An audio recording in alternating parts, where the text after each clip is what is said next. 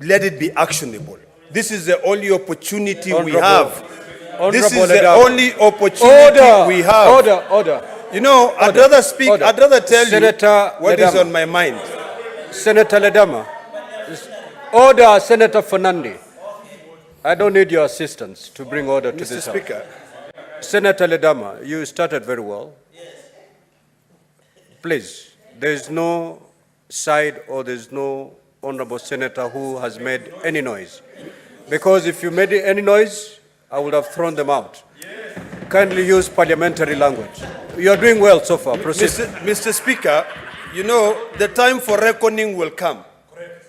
And you know, and I want to be proven wrong on that time.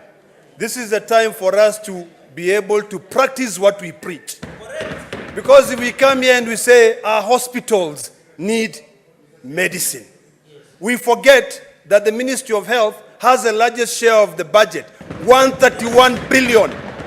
We are only asking for 15 billion to be sent to 47 counties. I heard yesterday a honorable member of parliament saying that money should not go to counties, should go to CDF. First of all, CDF is illegal. Being illegal, it is imperative for us to remember that our work as legislators is to make laws. So we are making laws, we are dividing money between two levels of government. We have done the calculations, we have institutional, constitutional bodies that advises. The Commission of Revenue has given us a figure. Our Committee on Finance has settled on 415 billion. It is only logical that we go by that professional advice.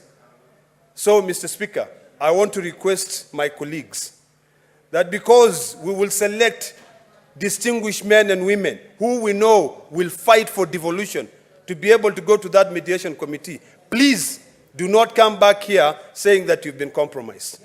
Do not come back here telling us that, oh, you had to give in. It's a give and take. There's no give and take. Let me tell you the hard realities. This Senate does not have money. Today, joint services, parliamentary joint services, has more money. What is this animal called joint parliamentary services? If the Senate itself does not even have money for the committees, what are we talking about here? Let us be realistic. If we do not fight for the Senate, we will go down in history as a house that failed to defend devolution. Senator Kathuri. Thank you, Honorable